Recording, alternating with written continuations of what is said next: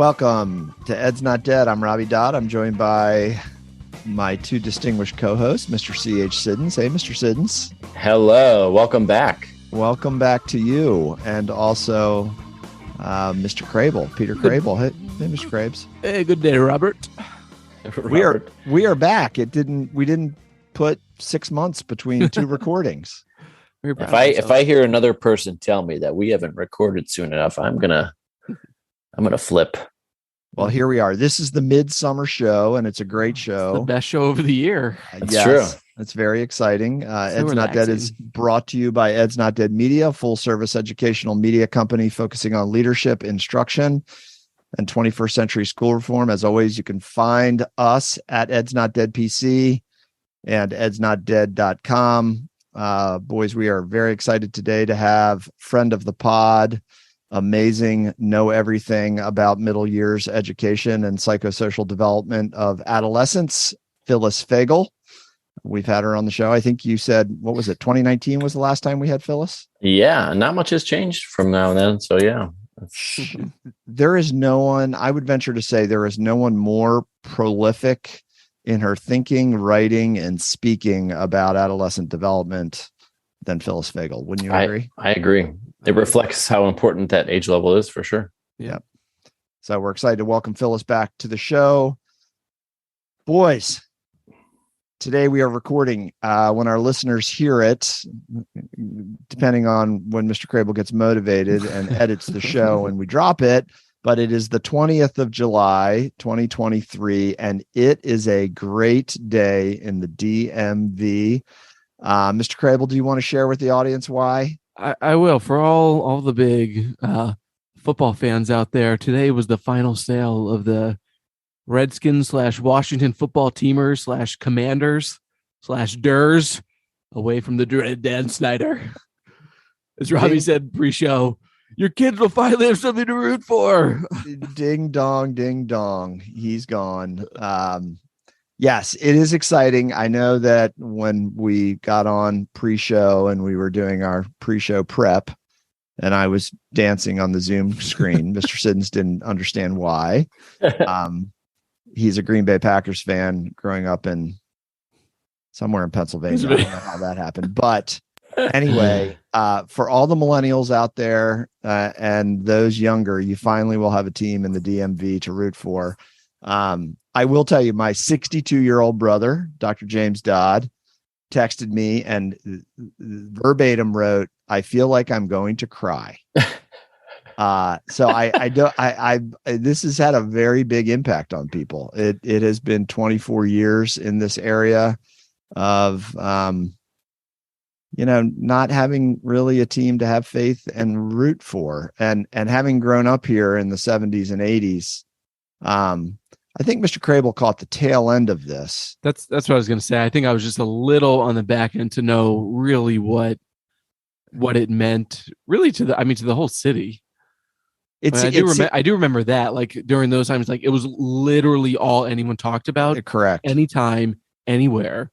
It was like pointless to have any other sports teams even in the city. Yep. It seems nostalgic and kind of overly sentimental now when you read about how the team united the city. But it really did make kind of a big place seem smaller in their heyday. And it was really just it was all anybody talked about. And to link it indirectly to education, this is my 30th year. I do remember when I started 30 years ago, it was very, very typical on Fridays and Mondays that teachers, staff, all throughout buildings would have their Redskins jerseys on. Mm-hmm. I mean, you'd be lucky if you see one in. I was going to say, know what you see now. I don't know.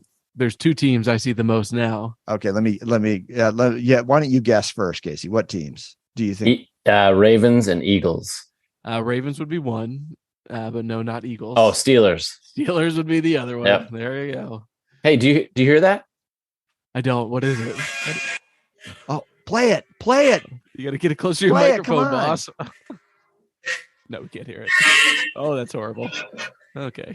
All right. I was expecting we were going to play Hail. You're not. Is it? I was very excited. I found it on the YouTube. And, Okay. Well, let's do this when we're on a break. Before or after Phyllis, let's load it up and we will play it in the last segment. I think that's a great idea. Okay, just one warning: the last time we used a copyrighted song, we got banned in Albania. So it was New Zealand, number one, and number all right. two. If you only use like 10 seconds of the song, Yeah. percentage, you're good. Okay. Yeah. All right. So the new owners of the Commanders are, correct me if I'm wrong, Josh Harris, Mitchell Rails, Magic Johnson, and other assorted millionaire/billionaires. Yes, like 25 other people with lots of money. But Josh Harris grew up here in Chevy Chase, right? And went to the field school in Northwest DC, Crable. Is that correct? Yes. Yep.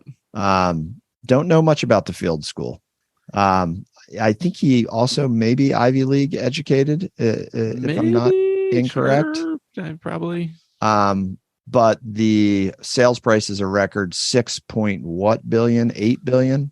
Oh no, I think it was like 6.05 billion. 6.05 billion. Yeah. Okay. Yeah. It's a lot of billions, that's for sure. A lot of billions. So one note I would like to point out as a DC resident, when he was giving his speech, and I'm so happy to be here, blah blah blah, he referred to the state of Washington DC, and I said, "Oh, I like the sound of that." All right. right. And I don't know if that was an intentional thing. Oh or no, if he's a smart guy. That was definitely intentional. Yeah, I was like, "Oh, who else caught that?" DC statehood. That's right. Get the billionaire on board. Eleanor Holmes Norton is somewhere smiling with that somewhere. Yeah. She's been beating that drum uselessly for 25 years. So maybe having a billionaire do it. Mr. Crable, being a DC resident, having 3 kids. Yes. If they are able to secure land in the city and they build a state-of-the-art NFL stadium in the city, do you know what it could mean for you and your family to be able to go down to games in the city? I would actually go. That would be awesome. I mean, a 15-minute, 20-minute metro ride to something awesome, like, sure, I'm game. That would be cool. That would be cool. Well, it's a happy day in the DMV. I'm thrilled. I do think there is a link between schools and the hometown team in the fall when you return to school.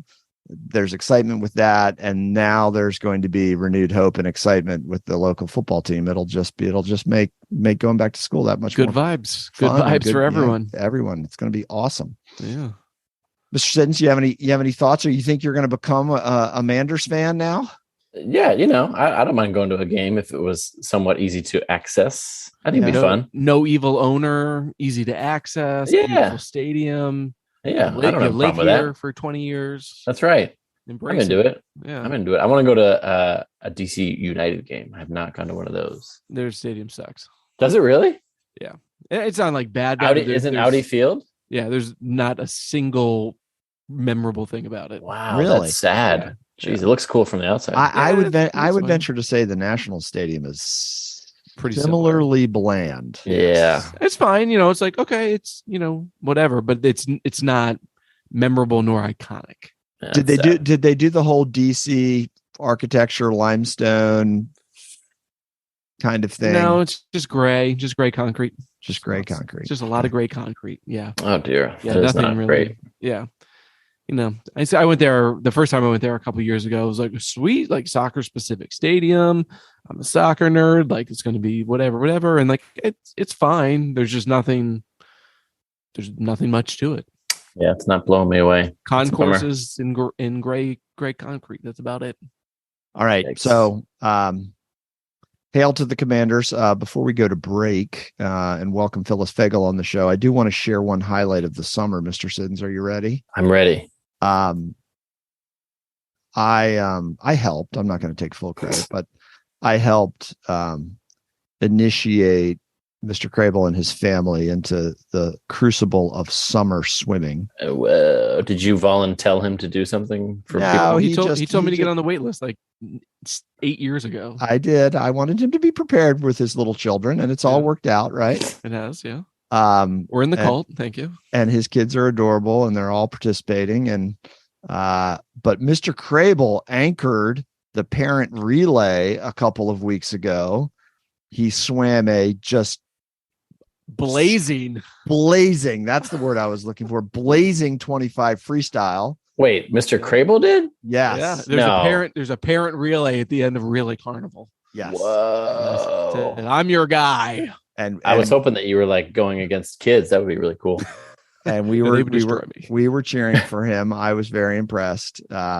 He did not look old at all. Wow. How was your stroke? His stroke felt good. Felt good. Yeah. Any shoulder pain afterward? No. I swim during the summer, like laps and things like that. That's outstanding. Yeah. So anyway, we've been doing that. You got to get Frida on a swim team, Mr. Siddons. I'm into it. Yeah. She's really getting into swimming all at the Y. I know. The really local loves Y. it. We love the local Y. Yep. Go Tuesdays and Thursdays. Very good. I'll run into you there. All right. When we come back, we are thrilled once again to welcome Phyllis Fagel back to Ed's Not Dead. And we're going to talk all things adolescence. And she's going to tell us about her new book that's hot off the presses, right, Mr. Siddons? That's right. Ready to rock. All right, folks. Don't go anywhere. We'll be right back.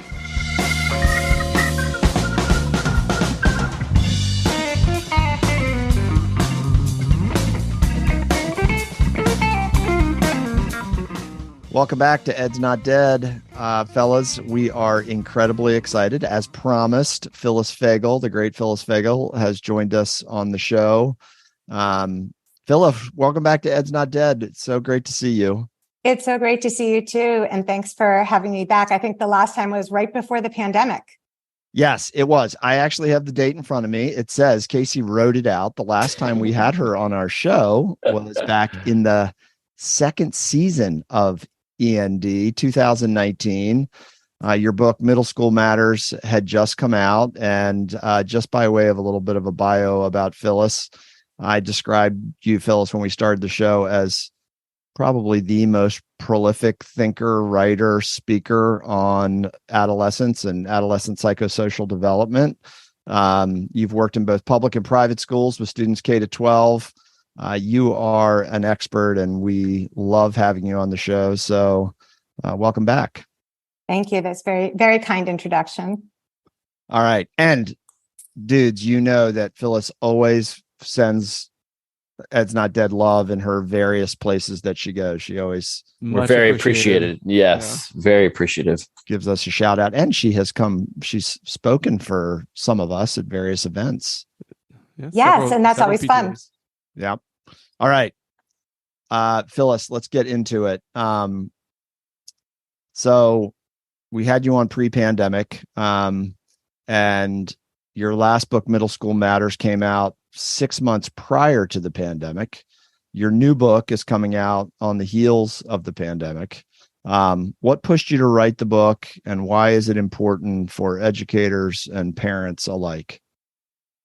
That's a great question. And when I wrote Middle School Matters, my whole goal was to write a really comprehensive book about everything middle school. And I would never, ever have to write another book. And then, as we all know, we had this pandemic. And when I returned to school right away, and I'm sure you noticed this too, the kids we were working with were pretty different than the ones we had seen the last time we had been in the building. And some were faring better than others. And I started paying attention to who was doing well and who couldn't stay grounded in their bodies, and then really trying to test different strategies. And over time, what I realized is that there were some universal strategies. I think of it almost as universal design for social emotional learning that worked, that were different than some of the things I had included in Middle School Matters that I really wanted to highlight, because my theory is that if we find strategies that work with what I've been calling extreme tweens, the same insecure, impressionable, excitable, funny, purpose-driven kids we've always known, only more so, then we would have a set of strategies that would work with kids at any point in time. And so you write about the 12 superpowers. And as I'm looking through them, I'm like, oh, I want to hear more about that one and that one. But I'm going to let you pick for this one. So why don't you highlight one or two and give us an overview of what it is and why you selected it as a superpower? Yeah, so each one of these superpowers, and there are superpowers like super belonging, which is about finding your place in the pack. There's super optimism, which is about retaining hope and humor in the hard times. There's one that's super daring, about taking risks. There's one about super sight, which is about anticipatory decision making. And all of them really align with the phase itself, with the idea that kids in this age group have a hard time not being impulsive. They don't have a lot of life experience or perspective. They tend to catastrophize and go right to the worst case scenario. So if I had to pick two, the first one I would pick is super belonging, because nothing is more important to middle schoolers than their friendships. And they're really clumsy and have no idea what they're doing half the time. And so they need a lot of support to make friends. And so that is a bona fide superpower if you have the ability to really find your place in the pack and figure out how to be a friend who is a good friend for you and have that ability to interpret feedback accurately. And then the second one I'll highlight, if I had to choose two, it's like choosing my favorite child. I guess it just depends on the night. The other ones aren't listening, I promise. Okay, good. Phew. I would choose super daring, because I think it's really hard when you're that age, when you're 12, 13, to take risks, and you might drop a notch in the eyes of your peers or your teachers or your parents. And we really want kids to be experimenting and recognizing that the stakes are low in this age group. And it's the perfect opportunity to put themselves out there, because that's how they build their confidence. And let me ask, because we kind of prefaced everything with kind of pre and post pandemic with Middle School Matters, and now this book. And I think we've all noticed that, especially with this age group, that they are different. And I think for me personally, I've had a little bit of a hard time verbalizing exactly what that is or what that means. I'm sure you've thought about it, and how would you say this age group and tweens are different than maybe pre-pandemic, or maybe it's the culmination of 15 years of change in society, but just we oftentimes have conversations like, yeah, they're different, but like putting words to it, I find challenging.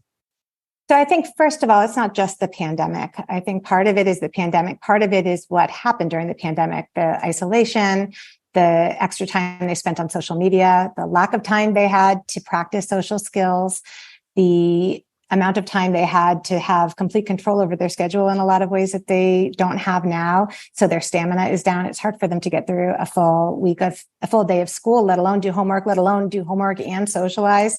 So that's one way that I'm really seeing it manifest.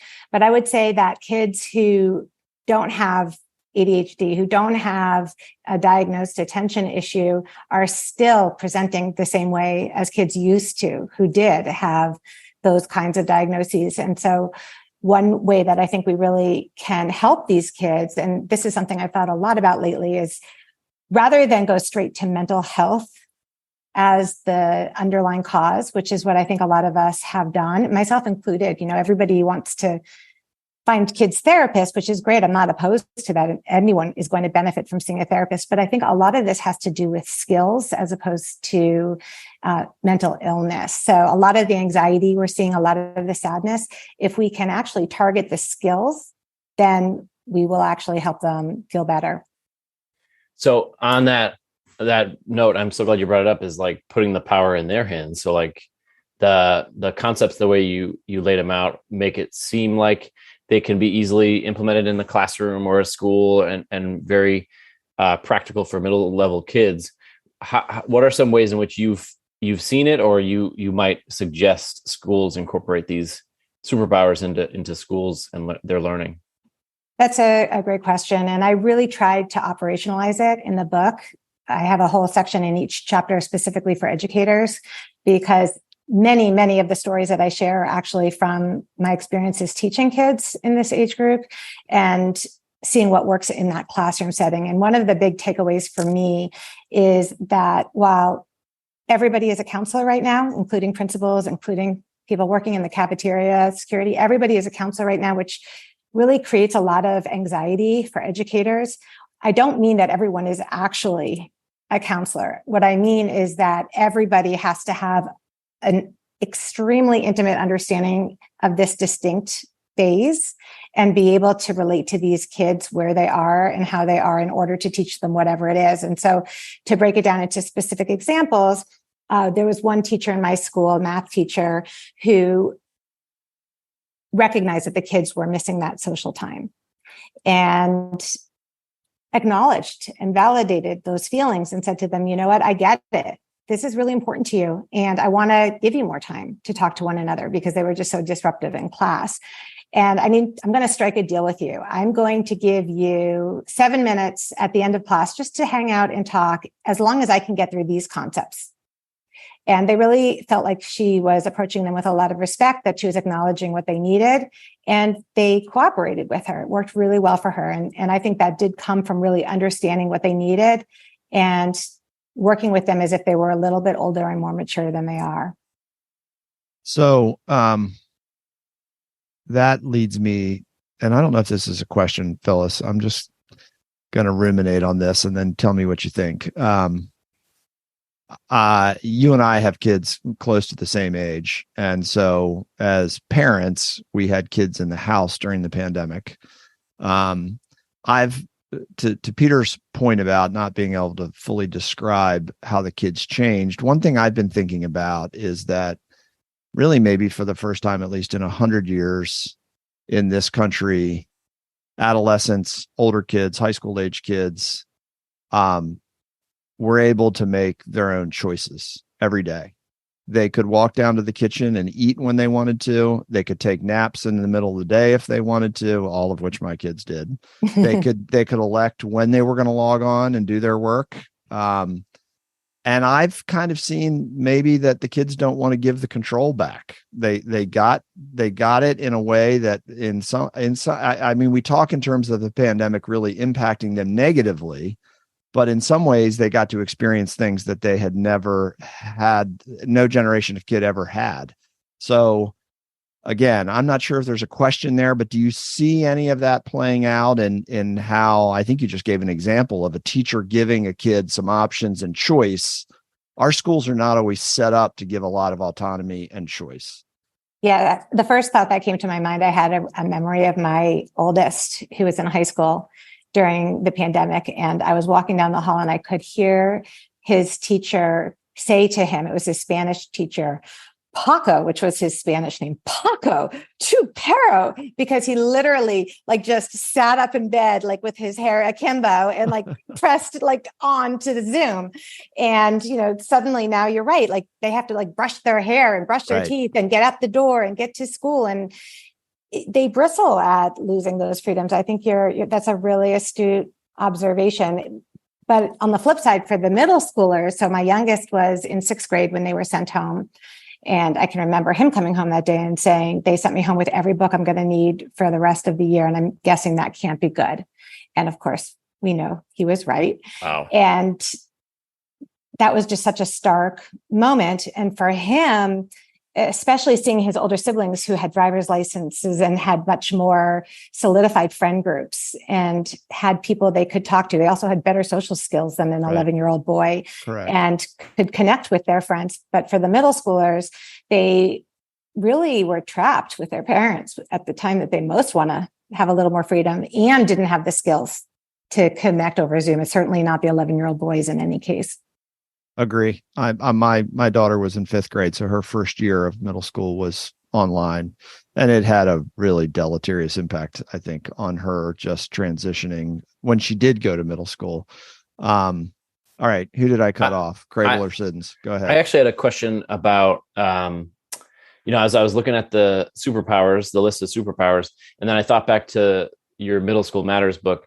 I'm not saying there's overlap, but it seemed like the Middle School Matters book, you talked about like helping kids make good friend choices, helping them self-advocate, regulate their emotions, help them be responsible, make choices.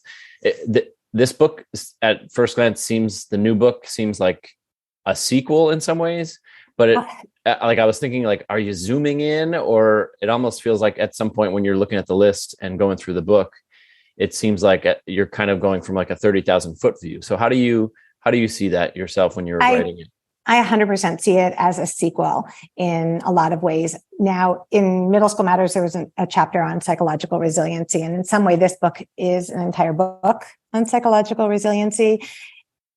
When I was writing Middle School Matters, it was a little more based on all of the different categories that kids have to master, everything from homework to some of the, I love the way that you just described it as zooming in, because the way I talk about the two books is that Middle School Matters is kind of the what to expect when you're expecting a middle schooler. And this one is kind of like the option B. If you ever read Sheryl Sandberg's book with Adam Grant about recovering after a loss, in a lot of ways, I feel like this book is more of a how to be, how to connect, how to be, how to recover from any kind of disappointment, how to make decisions that will leave you having fewer regrets. It has a little bit more to do with kind of the humanity of the kid, right, than some of the more skills-oriented things that I talked about in Middle School Matters. Yeah. So when, as I'm thinking about these skills, I think about my own school and conversations that we have about how to sort of like collectively operationalize people to interact with kids in the manner that we want them to help them build these skills. And I struggle sometimes because sometimes I'm like, well, maybe, it relies on the power of individuals versus like a collective effort that any organization, in this case, a school, puts forth. I mean, do you have ideas about how to help adults facilitate environments, places, conversations for kids so that they can help them cultivate these these skills and these powers? Yes. I'll give you some examples. And earlier I was talking about how everyone's a counselor, but not really. What I meant by that is that everyone is going to bring different strengths to the table. So one person might be that trusted adult that kids feel comfortable talking to about bigger problems. Somebody else might be the person who just notices what those social dynamics are, doesn't really want to get involved, but then goes and relays that to somebody who might be able to do something about it, like a school counselor. In my school, we had two teachers. One was middle school teacher. One was actually a lower school teacher who knew how to knit and loved knitting. And they started a before school knitting club for the middle schoolers. And it was so popular. It was popular across races. It was boys and girls. It was 8th graders and 5th graders. Our middle school is 5th through 8th grade. And it just blew my mind. And I really spent a lot of time in there trying to figure out what it was that made that knitting club, knitting, so popular. And there were a few things that jumped out at me. One is that the two teachers who were facilitating it were really calm, loving people. And for kids who are really anxious about school, period, it was a very meditative, calming, loving way for them to start their day. Another part of it was that the head of the school, the head of the entire school, would come frequently and join the kids. And it felt very familial, and they felt like the administrator cared too. And in fact, the administrator was helping teach some of these kids how to knit too, because she happened to know how to knit. And over time, other teachers started to drop in, and it blurred some of the lines, I think, between the adults and the kids. And it really made me think about a comment that one of my students once said, and that I used in this book. In the beginning of each chapter, I share some kid quotes. And she said, I don't like it when adults tell us that they know we're having a hard time. I like it when they tell us that we're having a hard time and we're all in it together. So I think that is a message you want to relay. Another example from the school setting that I don't think I talked about it in the book, but I've talked about it when I visited schools and talked to faculty. There were a bunch of kids who wanted to have to build the culture of belonging for all of the kids. And, we decided to have a building belonging week. And one morning, and this was organized by the middle schoolers. And I always think everything is better when the kids organize it. It's executed better. They care more. They have more pride in that. Kids are far less likely to tear down systems they help build. But they decided to have a pep rally. And when you think pep rally, you think sports, right? And so instead of a typical sports pep rally, they decided to have a belonging pep rally. So in the morning, in front of the school, during carpool and drop off, and everybody's streaming in, our the middle schoolers who decided to do this, and there were a whole lot of them, were standing in front holding signs that spelled out building belonging and yelling like, "Give me a B, give me a U." And I thought, oh my gosh, as long as the adults are saying that's as important as sports, what are we spending our time on, and what are we giving airspace to and physical space in front of the school? I thought that was really powerful too. Nice. Dr. Dodd. Was I muted? I was saying that I was sensing while I was muted that Mr. Crable was feeling knitting pressure, because I think what I was actually feeling was I've been operating under the assumption that school should be more than just academics. Yeah, and Phil's other ways example, for us to Phil's example. We've done different kinds of recesses, Phyllis. Yeah. And when we just roll out, this is not as deep or as impactful as the example you gave, but coloring books, the kids, that meditative thing you described, it's really powerful, and they sit together and talk. And I agree that more spaces like that, and then also adding that communal kind of familial thing, would be really powerful. And actually, the coloring book example is a great one. And this is something that I've talked about. I don't know if you've ever had Jen Court on the show, but this is something that she recommends, and I've tried, and it works great. And it's something every single teacher can do. When kids come into the classroom, they've just come from this bustling hallway. Mm-hmm. If it's Whitman, they might have been locked in the elevator. I've heard that a few times. Thanks, Phyllis. Go ahead. It happens. Okay. It happens. It could be anything. But when kids come in, they've had all kinds of stressors, and they need a minute to collect themselves. And so having them have mindful coloring sheets, it doesn't even have to be a whole coloring book, just having some handouts in the classroom and giving them a minute to just color while they're getting settled and grounding themselves before you start teaching. Love it. Has an incredible impact on their ability to focus. Love it. All right. As always, this has been amazing. But Phyllis, you're not off the hook, because I always try to kill it, but I'm never successful. It is the time of the interview where we do the Casey Siddons quiz. And please don't ask me a policy question like you did last time. Did we subject Phyllis to a quiz 4 years ago? I guess we did. I've changed up the quiz format since you've last been on. I'm pretty sure. Oh my goodness.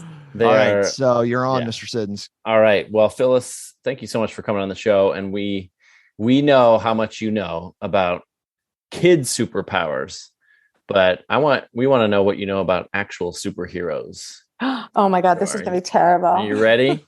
Mm-hmm. I have 3 questions. If you get 2 out of 3 correct, Mr. Crable might send you some cool stickers. It was in my drawer for a year. All right, perfect. Are you ready? Yeah. All right. So these are questions about superheroes, and they're short and sweet. Number 1, and this is multiple choice. Okay. What is Batman's real name?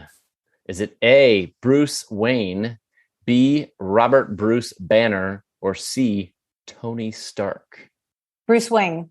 That is correct. That's one in the win column. Mr. Siddons, I see what you did in that second question. You mixed up the Hulk and Batman. You tried to trick Phyllis. I'm working on it. It's all good. At least you didn't do one of those very obscure superhero movies. There's a lot of them now. Number 2, what year was the first Iron Man movie released? That's a tough question. Is it A, 1998, B, 2008, or C, 2018? I had no idea. Always go with details. B is correct. 2008. There we go. 2 for 2. And the last sticker question for Dr. Dodd.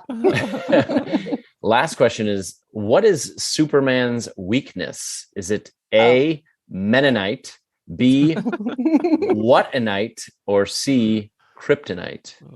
C. And the reason that one comes to me so quickly is because I'm always telling kids that meanness is my kryptonite. What a way to put a period on it, Phyllis. I love it. Well, you're 3 for 3. That was well done. You get yourself a sticker. That's a very high Ed's Not Dead interviewee score. It is. We rarely get 3 out of 3s. It's because you didn't ask me a public policy question. I was like, because you like to show obscure, difficult questions in there that nobody knows the answer. Actually, this is also kind of a random piece of trivia, but I got an email and it was from the person creating the audio version of Middle School Superpowers. And this was not a question I was asked when Middle School Matters came out, but she said, we need to pick a theme song for the book, for the audio version. And I'm sending you 4 possibilities. Tell me which one you like. And first of all, that created a lot of decision fatigue for me. It was completely analysis paralysis, choosing the right superhero or fake superhero theme for my middle school book. And second of all, I decided that every book about middle school should have its own superhero theme song. Absolutely. That's awesome. Yeah. If you ever in the future, if you ever need any superhero music, there's one guy on this podcast who makes awesome music. Not me. Is that Casey? It's Mr. Crable. Mr. Crable. It's you? That would be Well, another time we can talk about this whole other business you could go into, making music for audiobooks. I'm into it, whatever it is, profitable or not. I'm ready for it. All right. I love it.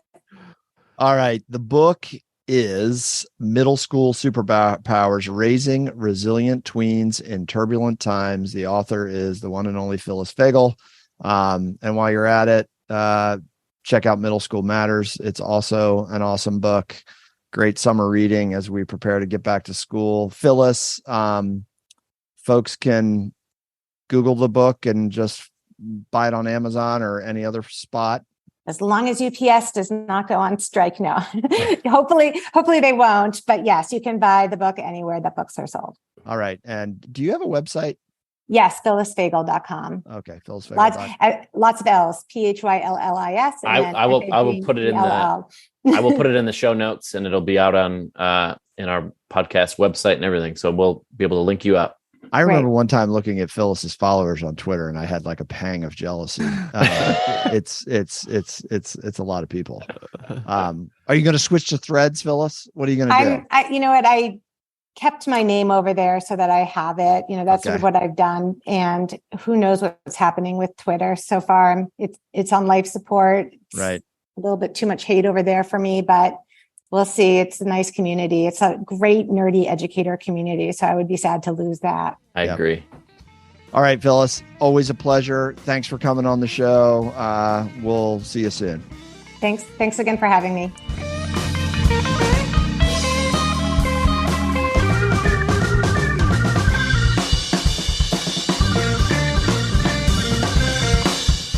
Welcome back to Ed's Not Dead.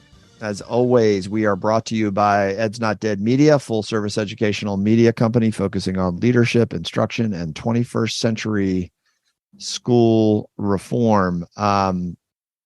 It was terrific having Phyllis Fagel on the show.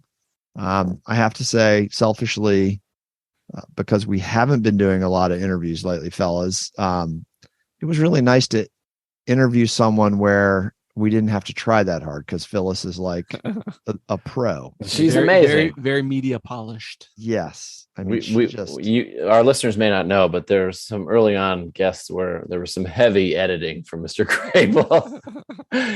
A lot of the work, most of the editing he did not want to do, and probably cursing us while he was editing late at night. Yeah.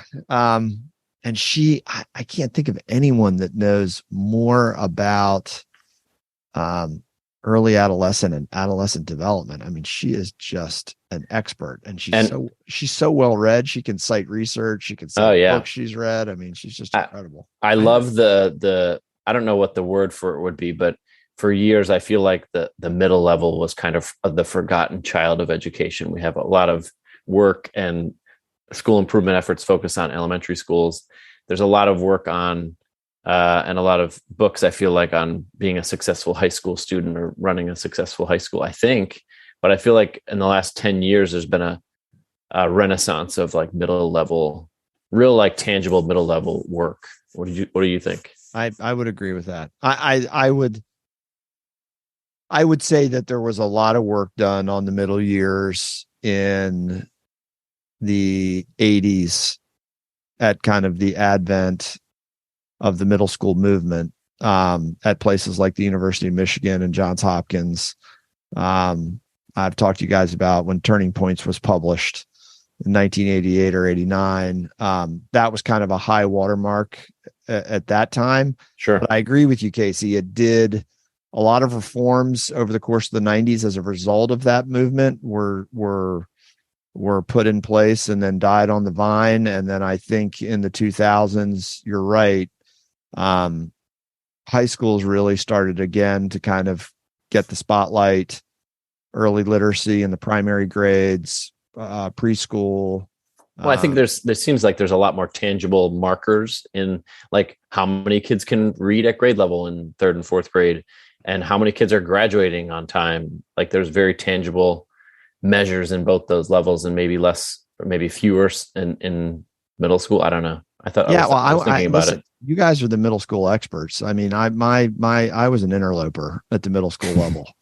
And, you know, I want to put the pressure on you two to, you know, come on, be anarchist, tear it down, do something revolutionary. Hey, Crable, I have this really good idea. Yeah. Where kids would have one group of like one teacher for like multiple subjects. No. And they would be like kind of like a family of learners. No. Okay. All right. Yeah, okay. Cool. Casey, I'm going to shoot that down right now. You know, when I said it, I thought you'd come up with something better. That's stupid. It's so stupid. It's so stupid. I had this idea for a 6-period day. What about an idea for like one lunch where the kids would actually get time to play? Maybe you lunch for some amount of it and then you learn for another part of it. That's idiotic. You could call it like lunch and learn, maybe. Lunch and learn. Oh, that's cool. Wow. There's a lot of inside baseball going on right now. All right, and a lot of sarcasm and cynicism. We switch things up because we do that. Those of you that were waiting with bated breath for show feedback at the beginning of the show, we wanted to get to Phyllis as soon as possible. So, Mr. Siddons, don't mute yourself. It is time to do show. I got some great show feedback, and I'm actually prepared this time. Okay. And I will say, our last episode, as much as it was the end of a long hiatus, we got a lot of people talking about our show again, which is good. Nice. This is not in any particular order, but from one of our listeners, David, he said he mows the lawn while he listens to Ed's Not Dead, by the way. He said if he's a principal and against cell phone, what does he do in his school to address the issue? Just fight the never-ending battle of asking kids to put their cell phones away. It's a really effective strategy, I think. I was actually thinking about this after the show, and I was just like, all cell phones must die. There's maybe a little on the strong side. Did Robbie call us fascists on the show or off air? I mean, if the name fits, wear it. Was it on air or was it off air? I can't remember. Anyway, I think it was maybe off air. Hard to say. But I was actually thinking, like as a general belief, you know, I think I was more speaking of general beliefs as a policy decision. That would be, you know, a little bit of a harder pill to swallow of the unilateral, like, you know, cell phones and pouches and things of that nature. So no, I just go around telling kids to put their cell phones on.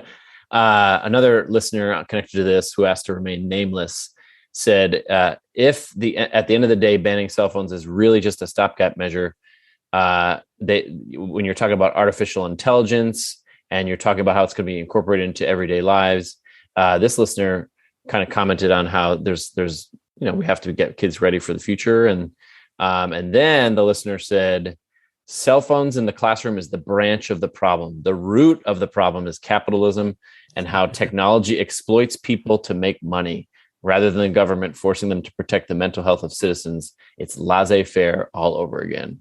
Ooh. What do you think of that? A lot to unpack. That's a lot to unpack. They went anti-Silicon Valley. Railing against capitalism. That's what I said. It's not. Yep. I didn't use capitalism, but I said the false promise of of technology. Yeah, you're right. And, you're right. to your credit, Crable, you've said that for a long time. I mean, you've always had that kind of approach. Last piece of feedback is actually from another loyal listener. He's actually my relative, my cousin, Tom. Cousin Tom.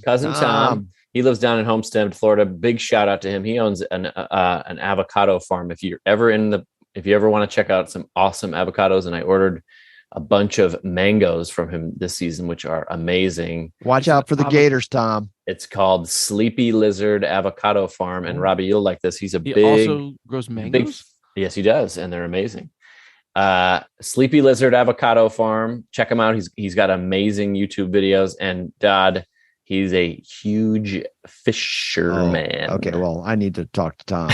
Can I put a hot take out there? Sure. Let's get some hot takes. Yeah, avocados overrated. Whoa. Disagree. Guacamole, great. Plain avocados. Have you had a Florida avocado? Are those the giant ones? They are giant. It's been many years. Wow. Have you had a Sleepy Lizard avocado? Let me tell you. I can guarantee I have not. Well, then, Robbie, you haven't lived. You in on my hot take or not? Where are you? Come on. You're asking the most non-foodie guy on the face of the planet.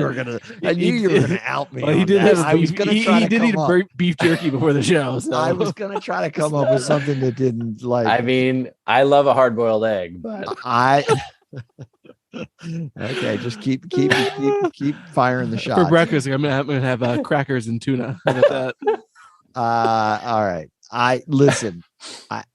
No offense to Tom, because and by the way, I love Sleepy Lizard. That's an awesome name. It's a great name. Yeah. Great name. I have actually never had an avocado, I don't think. Whoa. You've eaten guacamole. Correct? I have eaten guacamole, and I am a guacamole fan. Well, I'm gonna gift you all some Florida avocados. Oh, that'd be nice. I'm gonna get you one. They're delicious. They're very different from Haas avocado. Very different. I know my dear wife loves avocados, so it wouldn't be lost on her. Yeah. So what did Tom say? Anyway, so Tom gave us a lot of feedback. He was talking about tech. He liked your take, Robbie, on technology for technology's sake. He said there's no point of implementing a technology if you're going to do the same thing the same way. And he also talked about studies that show declining test scores, or I think you talked about it, Robbie, particularly in math. If that's happening, it'll have decades-long impacts. And I believe that was when we were talking about, is the pandemic completely over? Has the impact come and gone? But he mentioned, as a parent, he said there's just undeniable impact on the socialization of kids. And he mentioned his own kid in that example. And then we were talking about, I think I mentioned that we're making comparisons between smoking weed and cell phones. And he said they're absolutely comparable. He said, do we let heavy machine operators use their phones while working? They're both impairments. You don't have to make the argument that the phone is an addiction or like a drug. All you have to do is look at the outcomes. Would you let kids sit in the classroom with a blindfold? And then he talked about the etiquettes of using a cell phone and how it's, kind of like knowing not to pick your nose and knowing when to put your phone away. That's funny because Crable picks his nose the whole time we do the show. He does it while muted, which is I figured I would fire back. Yeah. Well done. Hey, that was mean. I like Tom's points. And let me just this is not on topic, but so Tom is a independent farmer, has his own business. Yeah. It's got to be fairly uncommon. Shout out to Tom. Yeah, I got to give him a shout out at his YouTube channel is amazing. He gets a lot of hits on his YouTube channel. Sleepy Lizard Avocado Farm. I'll find the YouTube link. I'll put it on there. Put it in the show notes. Be a good cousin. I got it there. Done. We got to hook Tom up. Done. All right. The interesting thing, just one comment on that is, with the socialization, I think that's something that I have kind of underestimated, and something that Phyllis talked about. That it's the analogy that she was talking that I thought about is socializing. It's like it seems like a muscle, and you need to do it in order to get better at it. And when you don't do it, and you sit at home for 6 months, right, you get demonstrably worse at it, and doing it again becomes that much harder. Right. I never you're right about it in those terms. Yeah, that's a good point. I agree with that. I also thought that it was interesting. I think what she said about therapy, and I mean, Phyllis has her own practice. Mm-hmm. So she obviously is a therapist, believes in therapy. But to your point, Crable, I think this book is about actual kind of skills. It's not necessarily, clinical, deep, therapeutic kinds of things. It's teaching kids some basic skills that they can rely on and, I guess, internalize. And I'm all for that. I think that's interesting. I think there's a place to do that. Yeah, interesting that every kid who's having a hard time doesn't need a therapist. I Correct. think was what she said. That there are other things that that can be done, which is a nice perspective. Yeah, and I, like you pointed out, some of those things might have eroded in the transition from elementary to middle school, or at that kind of period during the pandemic. I feel like these challenges, though, although amplified with the pandemic, have always been there with middle level, but maybe we're just trying to push them through the 3 years and get them out of there as quickly as possible. And I feel like now we're willing to spend more time and equity on them during school times, rather than, we're not laying down to the argument that academics are so important. They're so much more important than everything else. It's like, no, it is important, but it is also important to help kids focus on, I guess, what you might pejoratively call like a soft skill. Maybe. Yeah. Agree. All right. So that's it for show feedback. That's it. That's the bulk of it. I appreciate you giving me the time to share it. Yeah, it was great. Thanks for writing in. Thanks to Tom we'll be waiting on those avocados, Casey. That's right. Yeah. You're gonna share those. And Crable, I actually have an envelope stuffed full of very nice Ed's Not Dead stickers here. And we got to get back in the practice of sending those out. How are we going to get one to Phyllis? We need to get one to Phyllis. We'll mail it over. The mail typically is a USPS. Okay. Pony Express. I never see you guys anymore, so I don't. I'll put them in my. I'll put them in my swim bag when I run into you, Crable, this weekend. There you go. Share some with you. Nice. All right. This is the time of the show where we say goodbye. I fully expect this published version to have at least 10 seconds of the Washington Redskins fight song. Yeah. Okay. I forgot about that. But I can put that in there. Yeah. Yeah. He has to do that when he edits it. Well, yeah, absolutely. Let's put him on the fire. Let's where test his editing skills. Where do you want it? Preferably in the spot where I did not successfully play it for everybody. Okay. Yeah, that was a little. I got really excited because I tried to share your timing was great. It just didn't work. I tried to share my screen, but it wouldn't let me share my screen. So how about I do it as the outro of that section? Ooh, I love that. That would be good. That's nice. All right, enough behind radio here. Ed's Not Dead is brought to you by Ed's Not Dead Media, a full-service educational media company focusing on leadership, instruction, and 21st century school reform. You can find us at Ed's Not Dead PC on Twitter. Mr. Siddons, get on the threads thing. I know you're resistant, and check out the website, edsnotdead.com. Once again, thanks to our guest, Phyllis Fagel. You can find her book online, Middle School Superpowers, Raising Resilient Tweens in Turbulent Times. Pick it up. It would be some great summer reading. As always, folks, thanks for joining us. For Casey and Peter, season 7 is ahead. We'll be back with you soon. Thanks, fellas. See you soon.